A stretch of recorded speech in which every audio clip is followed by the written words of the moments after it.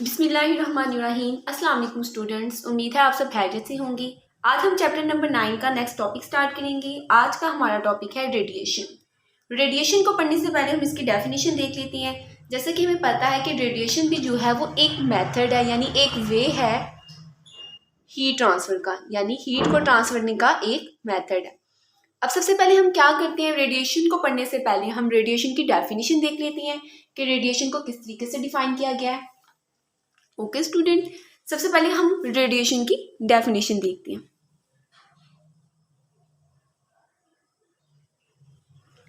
Radiation basically क्या होता है, ये भी mode of transfer of heat है। जैसे कि हम यहाँ पे इसकी डेफिनेशन को डिस्कस कर लेते हैं।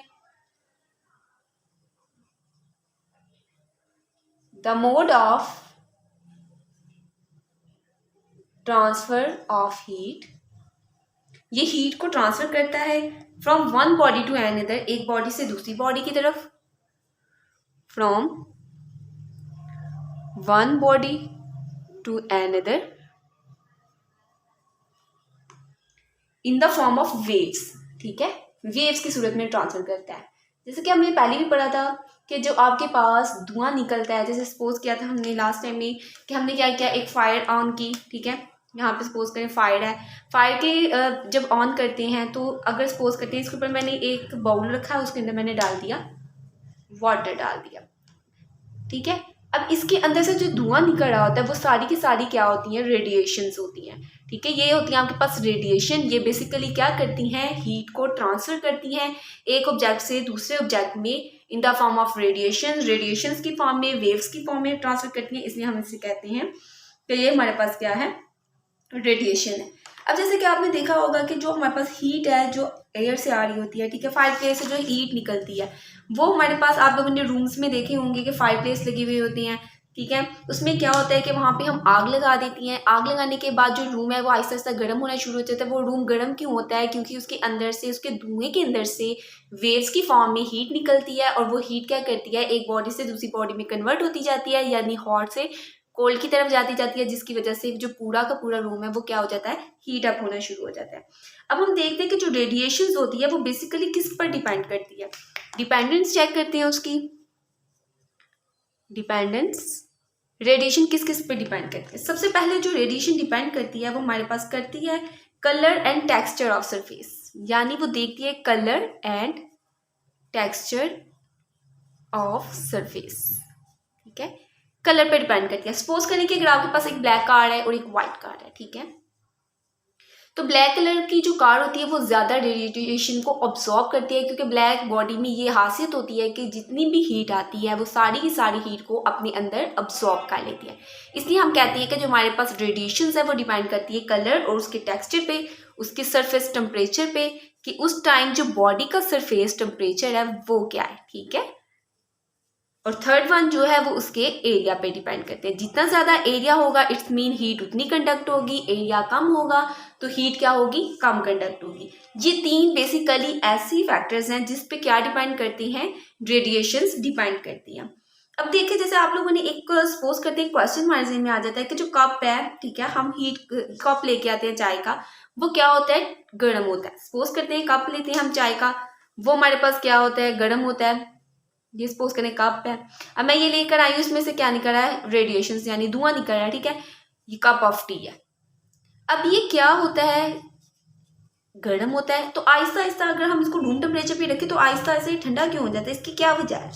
अब आप लोगों को ये पता होना चाहिए, जैसे ही हम क्या करते हैं, किसी भी चीज़ को, हॉट ऑब्जेक्ट को रूम टेम्परेचर पे रखते हैं तो आहिस्ता आहिस्ता रूम का जो टेम्परेचर होता है और जो ऑब्जेक्ट का टेम्परेचर होता है वो क्या हो जाता है, इक्वल होना शुरू हो जाता है, रूम टेम्परेचर के इक्वल आ जाता है, जिसकी वजह से जो आपकी चाय जो गर्म होती है वो आहिस्ता आहिस्ता क्या हो जाती है, कोल्ड हो जाती है। ओके स्टूडेंट्स, अब यहाँ पे हमने एक कुछ चीज़ डिस्कस करनी है। अब तो आइडिया हो गया होगा कि रेडिएशन बेसिकली क्या होती है, ये हीट को ट्रांसफर करती है, वेव्स की फॉर्म में ट्रांसफर करती है। अब हम यहाँ पे एक देखेंगे एमिशन और अब्जॉर्प्शन, यानी रेडिएशंस में जो एमिशन और अब्जॉर्प्शन होती है वो किस तरीके से होती है। एमिशन और अब्जॉर्प्शन को समझने के लिए हम क्या करते हैं, एक एग्जाम्पल देखते हैं, और वो एग्जाम्पल हमारे पास क्या है, लेट्स लाइक की। ये एक क्यूब है, ठीक है, जिसकी 4 साइड्स हैं। ठीक है, इन 4 साइड से हम क्या करेंगे, देखेंगे कि एमिशन और अब्जॉर्प्शन किस तरीके से होती है रेडिएशन के मेथड में। ओके स्टूडेंट, अब हम सबसे पहले लेट्स लाइक क्यूब को डिस्कस करते हैं। ओके स्टूडेंट, अब हम डिस्कस कर रहे हैं लेट्स लाइक क्यूब क्या होता है। लेट्स लाइक क्यूब के बारे में हम डिस्कस करेंगे तो इसकी 4 साइड्स होती हैं। यहाँ पे मैं एक रफ सा बना देती हूँ, डायग्राम बना देती हूँ रफ सी, ठीक है। ये सॉरी, ये हमारे पास क्या होगा, लेट्स लाइक क्यूब की बना रही हूँ डायग्राम। ओके, यहाँ पे एक डायग्राम बना देती हूँ मैं ताकि आपको समझने में आसानी हो।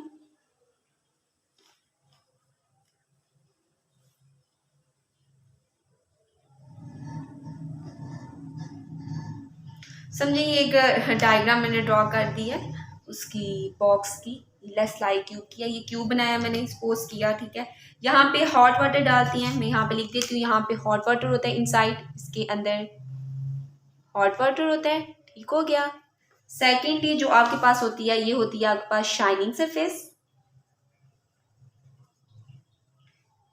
ओके, और ये आपके पास होती है डल ब्लैक सरफेस,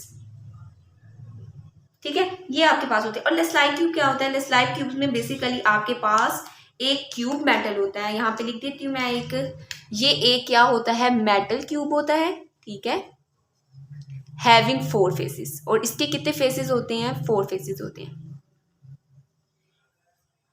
4 फेसेस होते हैं, ठीक हो गया। सबसे पहला जो इसका फेस होता है वो शाइनिंग सिल्वर सरफेस होती है, ठीक है। बताती जाती हूँ साथ साथ, आपको पता चल जाएगा। पहली जो होती है वो होती है शाइनिंग सिल्वर्ड सरफेस। जो सेकंड वन होती है वो आपके पास होती है डल ब्लैक सरफेस। और जो थर्ड होती है वो आपके पास होती है वाइट सरफेस। और जो फोर्थ वन होती है वो आपके पास होती है कलर्ड सरफेस, ठीक हो गया। ये आपके पास 4 सरफेसेस होती हैं मेटल क्यूब की, ठीक है, 4 फेसेस होती हैं। अब ये सारे 4 फेसेस जो से हैं ये सब मिलकर एक क्यूब बना देते हैं, जिस क्यूब को हम कहते हैं कि हमारे पास क्या है, लेट्स लाइक क्यूब। आपको जैसे पता है डल ब्लैक सरफेस है तो इसमें ये गुड ऑब्जॉर्बर होगी हीट की, आपको मैंने पहले ही बता दिया, इसलिए हम कहते हैं कि जो ब्लैक बॉडीज होती हैं वो हीट को ज़्यादा जल्दी ऑब्जॉर्ब कर लेती हैं, ठीक है। ओके स्टूडेंट्स, हमारे पास था टॉपिक रेडिएशंस का, जिसमें आपके पास 3 मेन चीज़ें हैं जो आप लोगों ने इस टॉपिक में याद करनी है। सबसे पहले तो आपको पता होना चाहिए रेडिएशंस की डेफिनेशन क्या होती है, ये किस तरह हीट को ट्रांसफर करती है, उसकी कोई एक एग्जांपल आप अच्छी से कर सकते हैं। दूसरा आपको पता होना चाहिए कि किस किस फैक्टर्स पे डिपेंड करती है, ठीक है। थर्ड आपको पता होना चाहिए कि लेट्स लाइक क्यूब क्या होता है, लेट्स लाइक क्यूब के 4 फेसेस होते हैं, उन 4 फेसेस में कौन कौन सी सरफेसेस होती हैं।